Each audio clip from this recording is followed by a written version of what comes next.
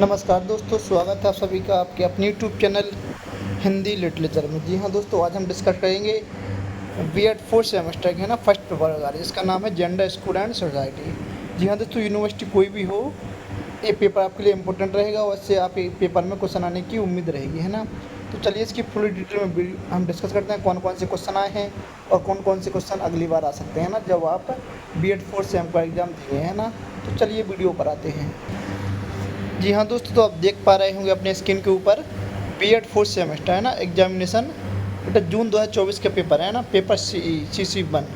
इसका नाम रहेगा जेंडर, स्कूल एंड सोसाइटी। ठीक है, पेपर 3 घंटे का था। इसके मैक्सिमम मार्क थे 75, है ना। मिनिमम पास मार्क हैं 30, है ना। 30 नंबर आपको मिनिमम चाहिए ही होंगे, है ना। अगर आपने इस वीडियो को अच्छे से पढ़ लिया और हमें कमेंट करके बताया कि सर इस पेपर में किस क्वेश्चन की वीडियो बनाना है, उसके उस क्वेश्चन की हम डिटेल में वीडियो बना देंगे। चलिए, तो बेटा नोट लिखा है, खंड आ से कोई 11 एवं खंड वा से कोई 2 प्रश्न हल कीजिए, है ना। प्रत्येक प्रश्न के अंक उनके सक्षम अंकित है ना, तो इसके बारे में लिखना है। ठीक है, हमें चलिए सेक्शन ए पर आते हैं। तो पहला क्वेश्चन आया था बेटा, इनमें 11 क्वेश्चन करना है ना, 14 में से 11 क्वेश्चन हमें करना है। चलिए, पहला क्वेश्चन था जेंडर शब्द की परिभाषा दीजिए और इसे सेक्स से विभेद कीजिए, है ना।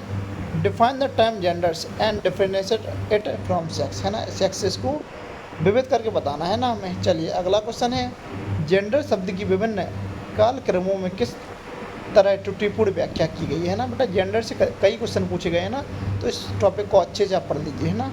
चलिए, थर्ड क्वेश्चन था प्रतिसत्ता से क्या तात्पर्य है और यह एक सामाजिक तंत्र को किस प्रकार प्रभावित करता है ना। इसको आप क्वेश्चन को अच्छे से पढ़ लेना बेटा, काफ़ी इंपॉर्टेंट प्रश्न है ना ये।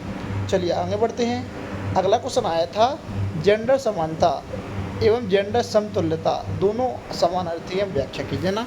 इसको भी हमें डिटेल में पढ़ना पड़ेगा बेटा। अगर आपने इन क्वेश्चनों को पूरा पढ़ लिया तो आपके नेक्स्ट पेपर में काफ़ी हेल्पफुल होगा, है ना। चलिए, अगला क्वेश्चन है भारतीय समाज में आज तक भी इन घोषणाओं की तार्किकता क्यों है। बेटी बचाओ बेटी पढ़ाओ, बेटा ये काफ़ी इंपॉर्टेंट क्वेश्चन है, इस बार भी आया है और अगली बार भी आने की उम्मीद है बेटा। ये बेटी बचाओ बेटी पढ़ाओ की शुरुआत हरियाणा से हुई थी, है ना। इस बात को आप अच्छे से ध्यान रखना। चलिए, अगला क्वेश्चन है हमारे समाज में एक बालिका के सामाजिकरण को प्रदर्शित करने वाला चित्र बनाइए। ठीक है, अगला क्वेश्चन आया था बेटा बालिका के लिए अनिवार्य जीवन कौशलों को सूचीबद्ध कीजिए।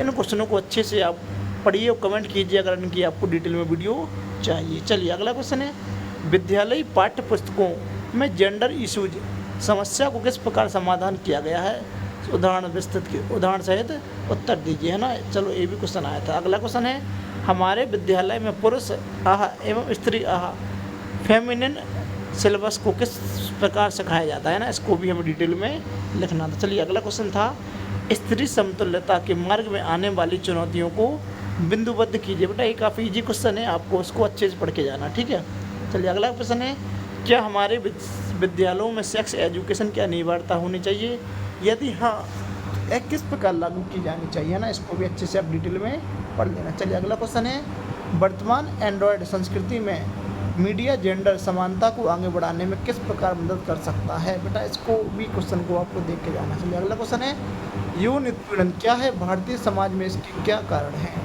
इसको भी डिटेल में आप पढ़ के जाइएगा। चलिए, आगे बढ़ते हैं। चलिए, अगला क्वेश्चन है जेंडर समानता एवं बालिका शिक्षा के मध्य संबंध स्थापित कीजिए। चलिए, अगला क्वेश्चन है निम्नलिखित पर टिप्पणी लिखिए। पोस्को एक्ट और साइबर एवं अपराध, है ना, इन पे आपको टिप्पणी लिखना। बेटा एक क्वेश्चन थे 5-5 नंबर की। चलिए आगे बढ़ते हैं। अगले बेटा खंड ब में सेक्शन बी में 2 क्वेश्चन पूछे जाएंगे, है ना। 2 अथवा में रहेंगे और आपको कोई 2 ही करना है। प्रत्येक क्वेश्चन भी 10 नंबर का आएगा, है ना।